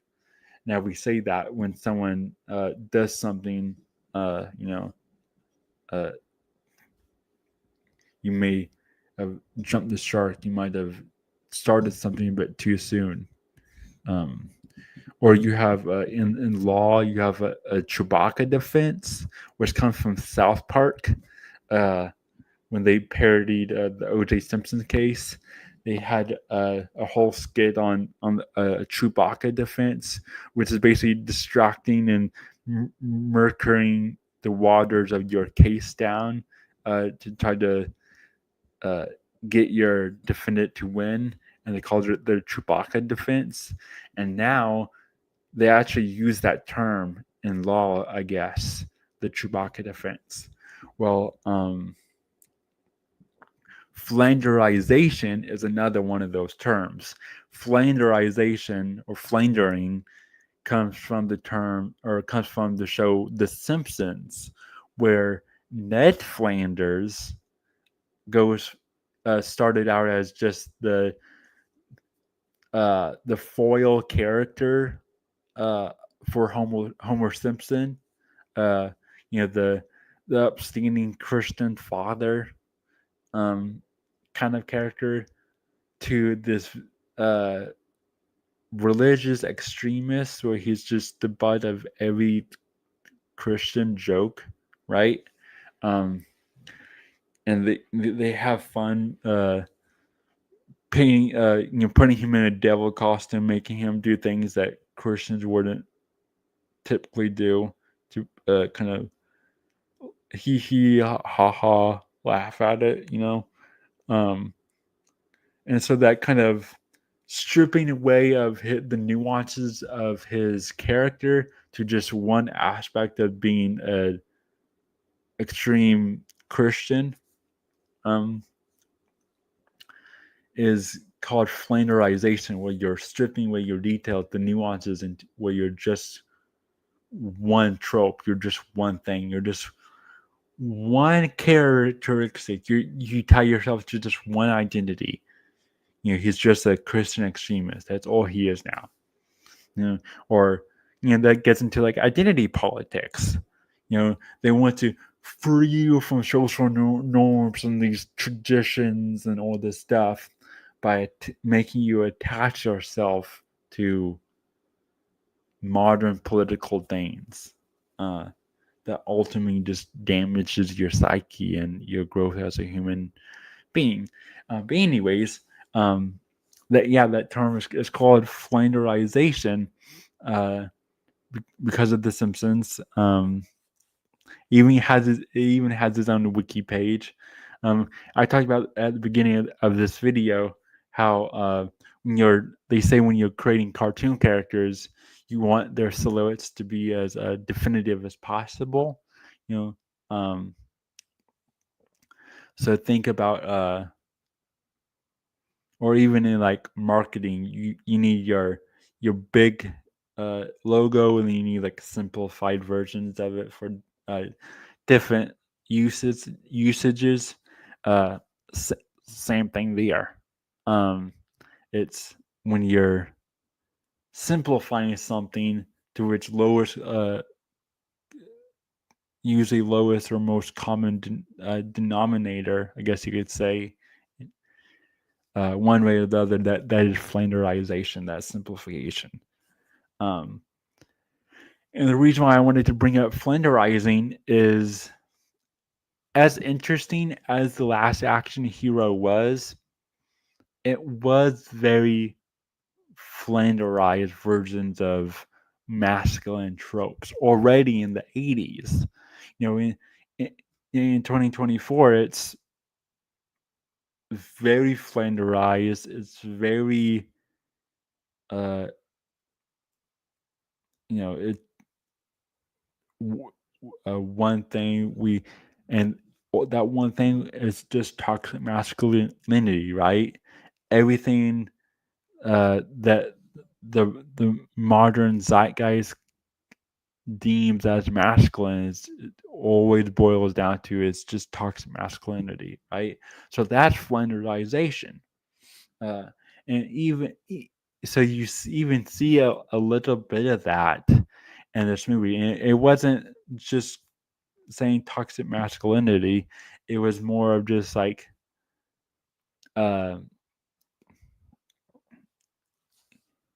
having Arnold just be the quippy action hero, right? Like, yeah, it's the wild man mentor for Danny's sake, uh, but the nuances of the wild man mentor um, is very little there. Um, like, if someone who was more classically trained, like let's since I brought him up on this video already, let's say William Shakespeare, he would know more archetypes. Robert Bly, Joseph Campbell, these people would know more archetypes. And there are modern directors and modern storytellers who are draw more into traditional archetypes. Um, but the masses, the average Hollywood director, like the ones who made the Last Action Hero, even in the '80s, they're very simplified already. That process of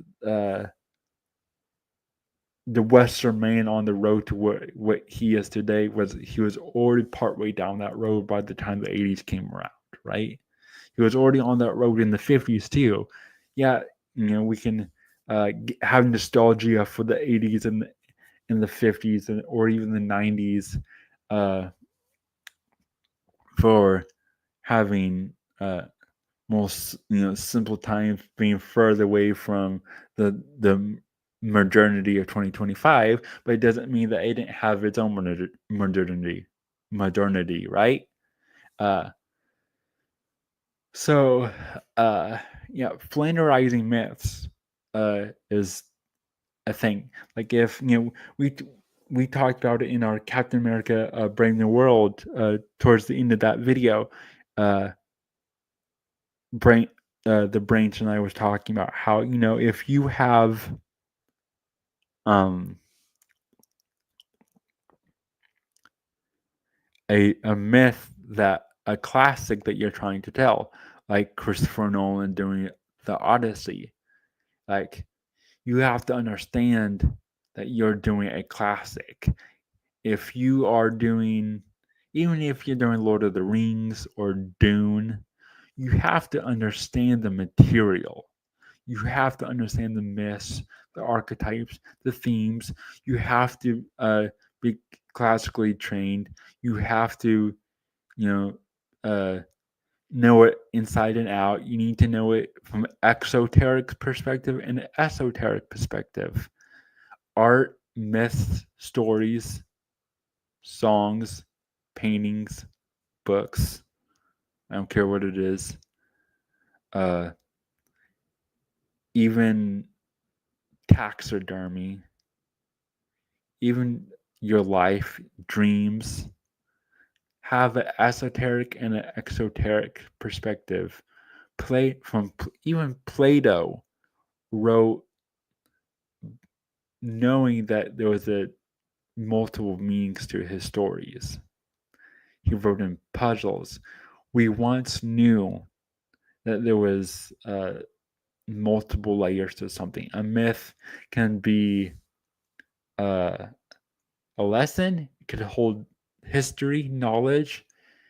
It can also, be a myth, drawing on archetypes and, um, I guess you could say fiction, quote fiction, but it can also be historical.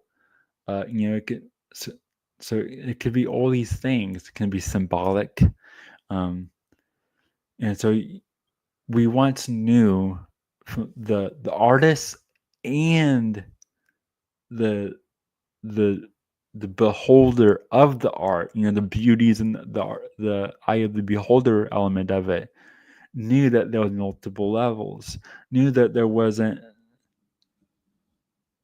knew that there was roots to whatever it was that they were looking at. There was roots to nature, but there was multiple layers to that. And uh, and it was okay if they didn't fully grasp it on its first look. You know, I I I talk about and other people talk about when you rewatch a good story or a good movie or reread a good uh, a book from different aspects to times in your life, different ages, you'll notice different parts of the story, notice certain elements, different lessons, different symbols, and it doesn't mean that when you read it or watched something when you was 11 and got something out of it and versus when you're 46, it doesn't mean that what you got out of it when you was 11 was wrong and when you was 46 was right. Then if you rewatch it when you're 70, it doesn't mean what you got from it when you was 46 was wrong. That it's still there. You're just grasping at different things, and it's probably because you're on your you're on a different level of your journey. You're on a different level esoterically and exoterically. Um, so that flanderization of myths and archetypes and tropes and storytelling in general removes the esoteric to only leave the exoteric, and the exoteric is easily manipulative to uh, Hollywood and the powers of the elite and whatnot.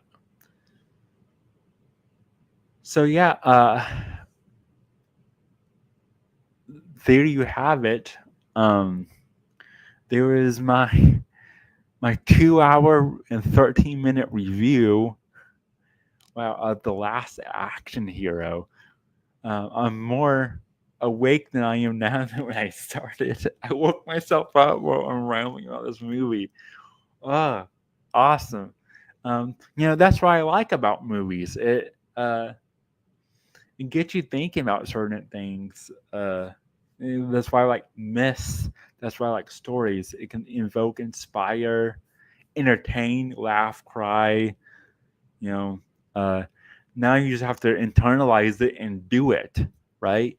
You have to do the do. You have to just do it. You have to uh, not just be the dreamer of the archetypes. Because remember, the dreamer is a shadow. Don't be the don't be the dreamer. Don't be just the dreamer. You want to be fully in your lover aspect in that area. To balance that out, you could you can be have your kingliness for your decisiveness and your warrior for your doer. Um, will be ways to remedy that uh, alchemically. Uh, anyways, thanks for tuning in to this um, episode of Kingdom Reviews. Uh, I'll be back in another review soon. Uh, don't know what it'll be, or just be whatever movie I watch next that I feel like uh, reviewing. Um, I'll hop on here again at odd time and just rattle on, rattle on. Um, I do have things planned coming up. Have I'm talking about archetypes a lot lately. I'm gonna do a whole archetype mini series on this channel. I got my thumbnails all ready to go, and I'm working on some additional little graphics. Uh, Something better than this that I made quickly years and years ago. Something that's more clean and professional. Um, but I'm dividing it up like this. Um, the hero's journey. Ignore the runes. I just threw that in there years ago and doesn't pertain to what I'm doing now. But I'm doing the hero's journey divided up into the different elements. So it's gonna be a 5 video series, mini series, and I'm going through the hero's journey and aligning it with the elements, and it's gonna be fun. Talking about archetypes and stuff. More movie reviews. Uh, more ramblings.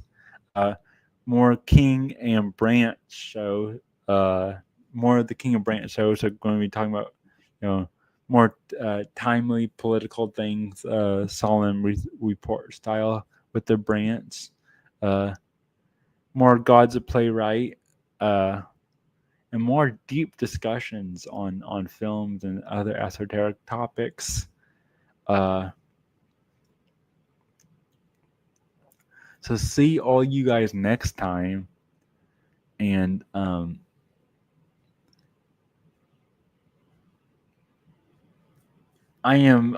also going to be doing a archetype intro video for archetypes. So before I do uh,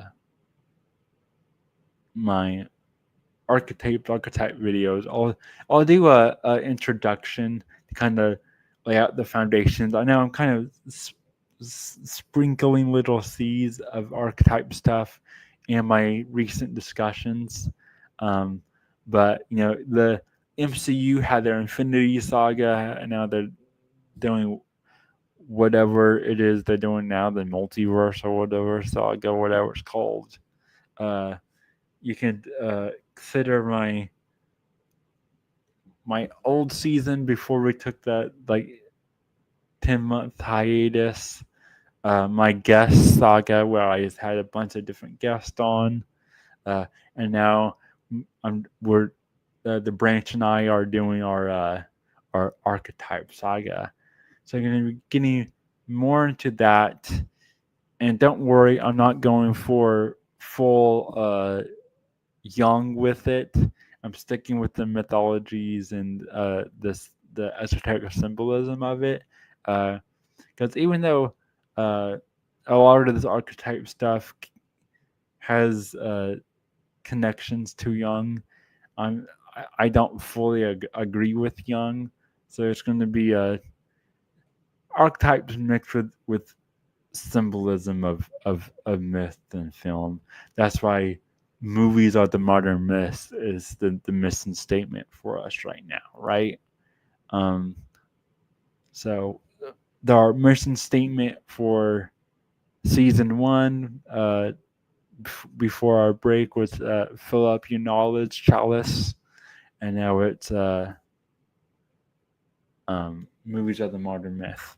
And so we're going to be getting into all that in the archetypal esoteric sense with symbolism of movies and whatnot. There are movies I have a good idea of what I want to talk about.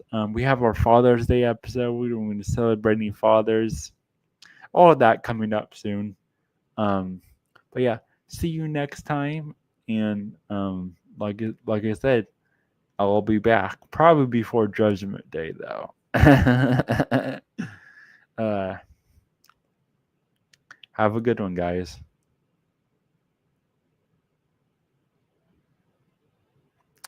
Here we go. There's my thumbnail.